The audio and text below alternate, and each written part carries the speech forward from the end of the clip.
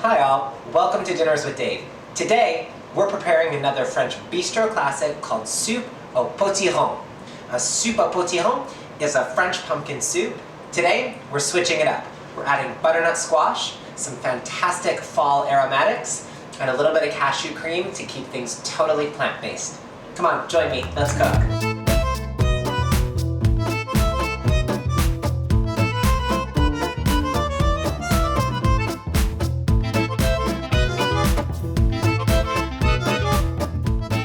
So I love this recipe because it's totally seasonal. It's at this time of year that potiron, or the French pumpkin, really start to make an appearance on the French market scene. Now it's quite a bit bigger than these little pie pumpkins that we cook with here in the States. So the cool thing is you just buy it by the slice. You buy exactly what you need to make your soupe au potiron, or whatever else you're planning to do with a slice of pumpkin. For today, believe it or not, I was not able to procure a true potiron, which is fine, because what do we do as cooks? We adapt. So we are using a pie pumpkin instead. So I went ahead and I've cut this in half and I've cleaned out the seeds. We're gonna cook it in the oven, cut side down, just until the flesh is really tender. Now, if you're thinking, where do I get a pie pumpkin? And you're also not able to find that, or you wanna make this at a time of year when pumpkin is not in season, you can use canned pumpkin. It will change the consistency of the soup just a little bit. I did recipe test it, so this is preferred. But don't worry, the soup will still be delicious. So we are gonna go ahead and throw this in the oven until the pumpkin is cooked and tender, and we can scoop it out with a spoon. Okay, so let's get started.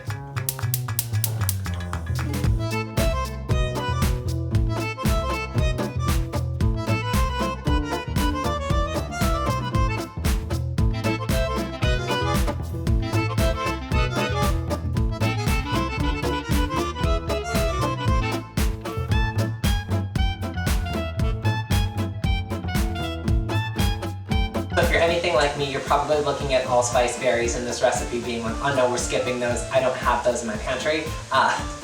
Please try it. It adds such a lovely, warm depth of flavor to the soup. And check out your grocery store. See if it has a bulk spice section, like I know Whole Foods does. And what it allows you to do is buy a very small amount of spices, literally just what you need for the recipe, for pennies compared to buying an entire jar of it that we'll use once and sit on your spice rack for the next 10 years.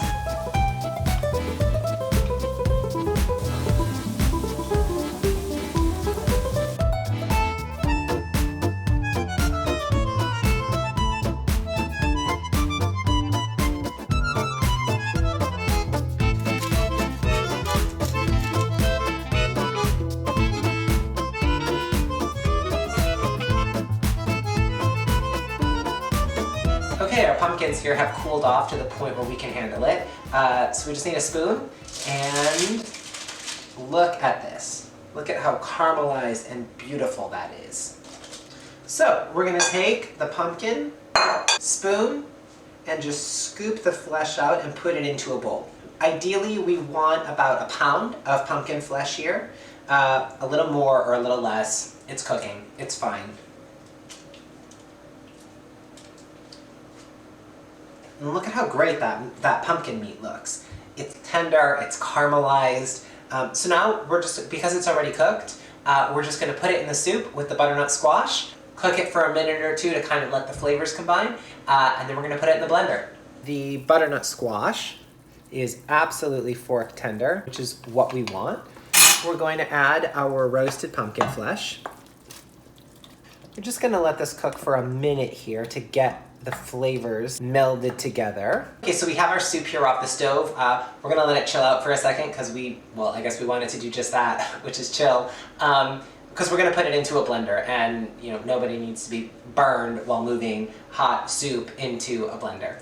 In the meantime, let's make some sourdough croutons. I find that croutons, homemade croutons, are such a nice treat with soup. 2 slices should be enough. So we're gonna go ahead and just cut them into about inch cubes.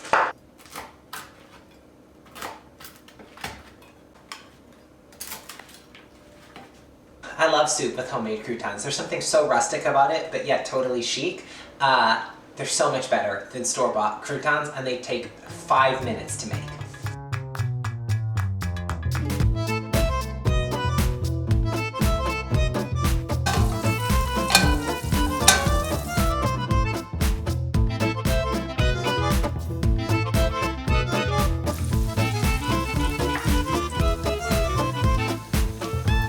yet.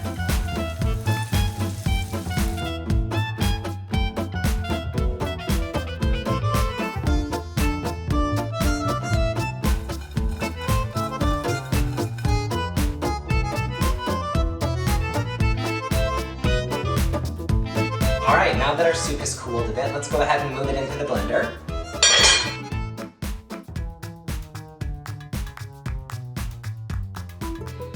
Now as you're doing this, try to fish out the cinnamon sticks and the bay leaf. Cinnamon sticks are easy to see.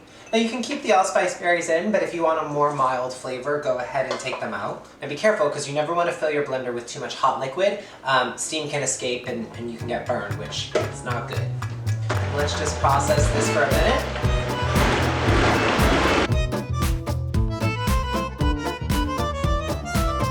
Okay, it's creamy, it looks delicious.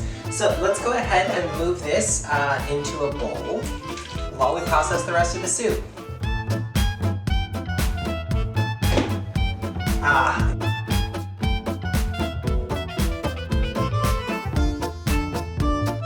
The other thing I don't really like about making soups is how much of a mess you make between the blender, the multiple bowls.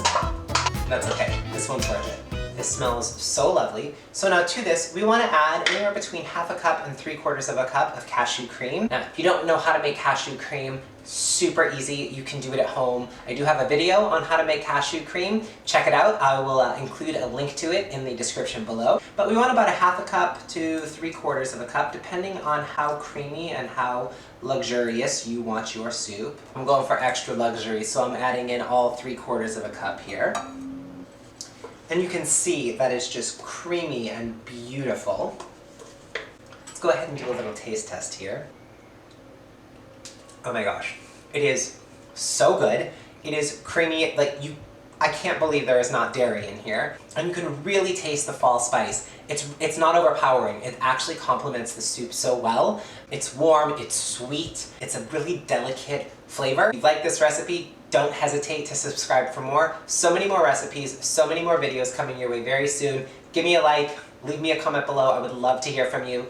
Thank you so much, and bon appetit. Traditionally, it's a French pumpkin soup served with cream.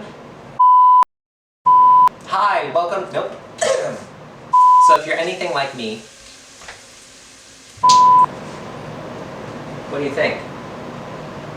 No? Okay.